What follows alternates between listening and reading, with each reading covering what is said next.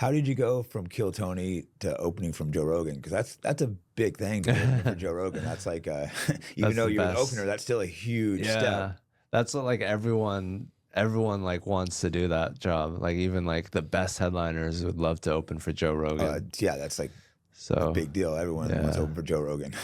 Yeah, I mean, Tony was best friends with Joe, so he was like, "Hey, there's this guy Hans," and then I got on Kill Tony, and then Greg Fitzsimmons talked about me on the Joe Rogan podcast, and then he had me open for him at the Vulcan, and then I kept doing that, and then eventually I started doing the arenas and the stadiums and stuff, and yeah, that's pretty much how it That's happened. crazy. How excited were you the first time Joe's like, "Hey, you want to open for me?" I was like, "Holy shit, I made it! I can die now, and I'll be happy." Yeah, that must have been a wild experience Yeah. from living in your van to all of a sudden like, wait, I'm opening for Joe Rogan. Yeah, I think I was living in my van when I was doing that. So I was like, You're still living in a van. yeah. I go back to sleep in a van and wake up the next morning. You're like, well, I've kind of made it. Open for Joe Rogan, but I still live in a van. Yeah, I can get there eventually. But yeah, I think I saw like a video. I met you, and then I think I seen you like in a private plane flying with Joe. It's crazy yeah. how life can just change so quick and so wild. Yeah. I mean, especially in the circles that you are in and now that I'm in, like the people there, it's like, it's just like, they're just people, you know, it's like we get to interact with the best people. Normal. The first couple times you're around like celebrities, it's so weird, right? And you're like, oh, they're just totally normal people. Yeah. It's like, they're just friends and they're just, this is just their group of friends now. Yeah, and then once it's easy once you get in a circle, as long as you keep good reputation, it's easy to meet tons of other people, and it's all connected, and everyone's equal. But yeah, when people treat you different, it's actually kind of weird. That's what you realize. If when people put you on a pedestal, you're kind of like, it's kind of weird. I want people to just treat me normal. Yeah, because you're so used to it with the fucking crazy people that you hang out with, and yeah, we know like how Joe Rogan is, and like that's like the shining example of like how we should be or how I should be. Yeah, no, I was lucky. The first person I knew that famous was Chuck Liddell, and he stayed so cool and humble and down to earth. And I've seen other people turn into complete douchebags. I'm not gonna say any names, but like, oh my god, this guy used to be cool. Now I can't handle him. Yeah. But sometimes those guys' careers will crash, and then when they crash, no one's around because people saw what a douchebag they became when they were famous. Yeah.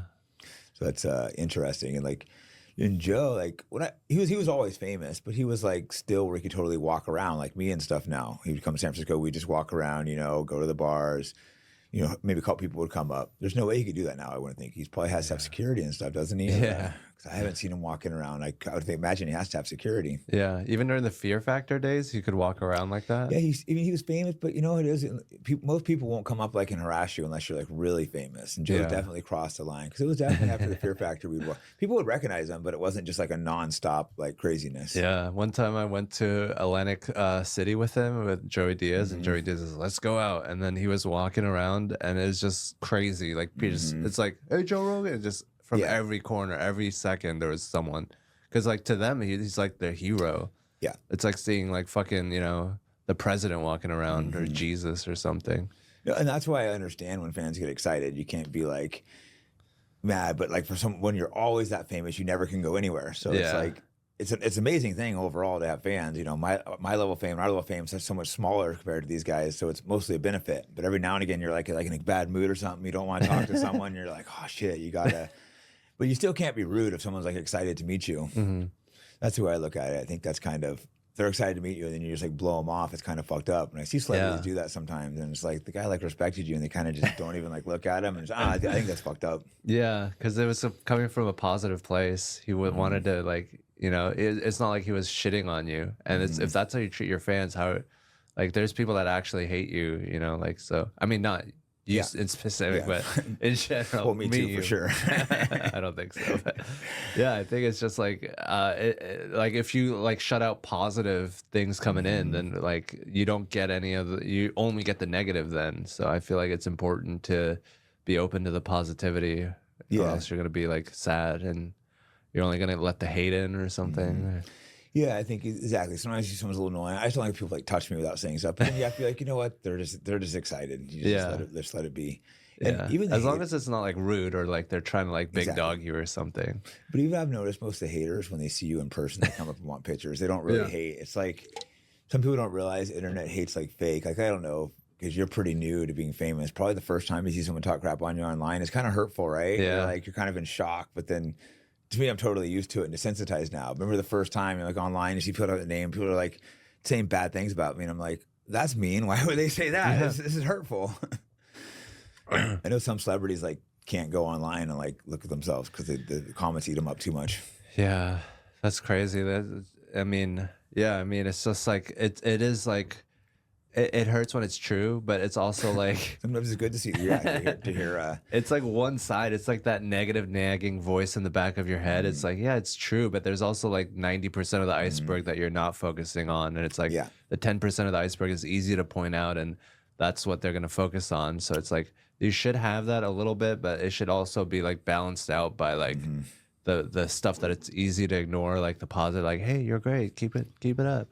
Like that stuff's easy to ignore. No, exactly. I think people either like to love or hate you. That's what you have to realize. A lot of the hate's not real. They just want something to pick apart. The same guys can easily switch into a fan. Yeah, they're that close. They at least they're talking about you. Yeah, I'm talking about you. They're not. They know who you are. They're talking about you. So it's Hey guys, Jake Shields here.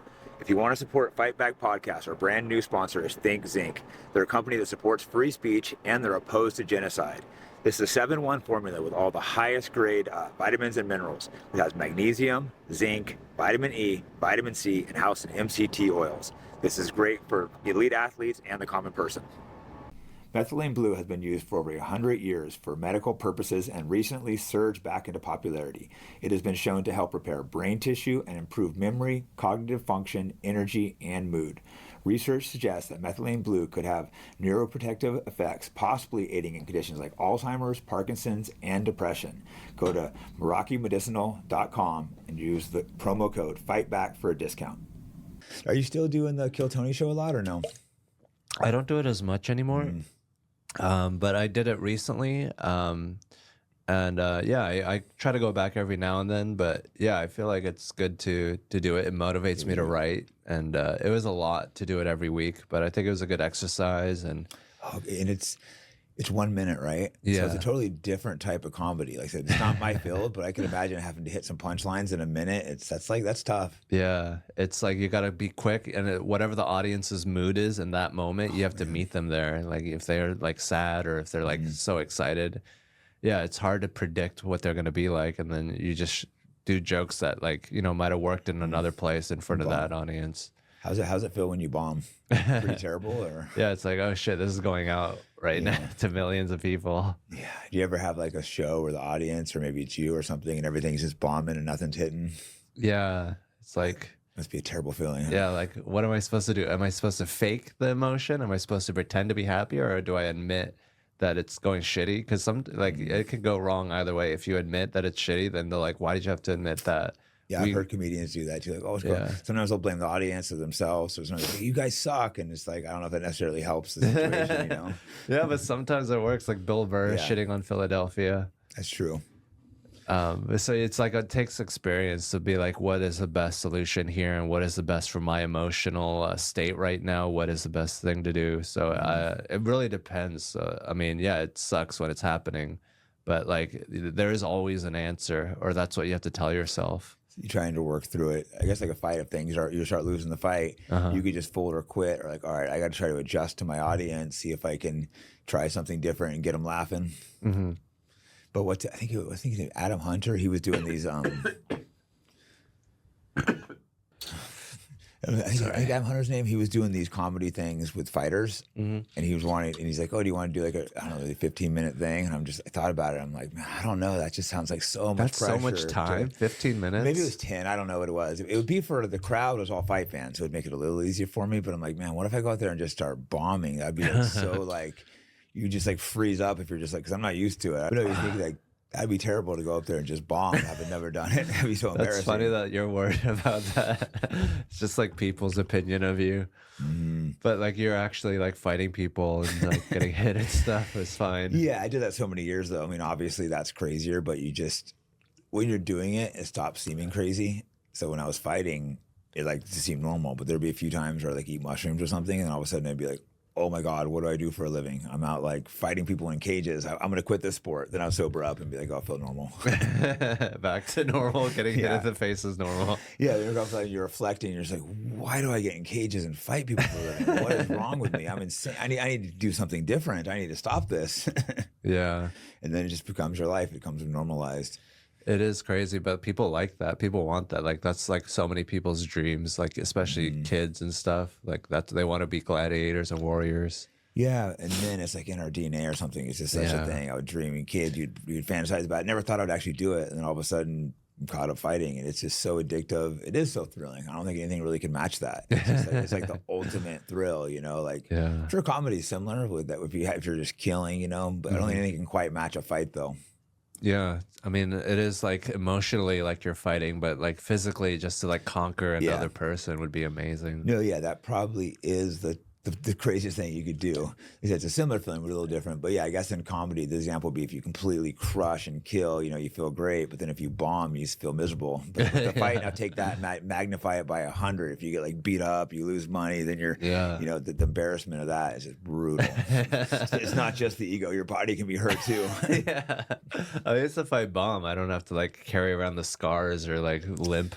Yeah, it's true, but shame can be worse than physical pain sometimes. Yeah, like the mental, your head, and then you fucking, you know, a lot of comedians commit suicide, like Robin Williams and Richard Jeni.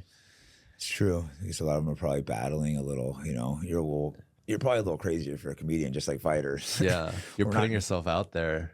Like what most people wouldn't do that. Like you're being like, hey, this is my brain, judge it. Like give me money because of my brain. It's crazy. You're putting a lot of truth out there sometimes too in comedy. It can be very. That's often the truth tellers. Those are the ones that, you know. That's why the cancel culture thankfully is pushed back. But they're trying to like, you know, oh, you can't do this in comedy, and you know the comedians a lot of times are the ones pushing the boundaries. Yeah, like we need to be talking about everything. We can't just like stop talking about things because it makes you uncomfortable.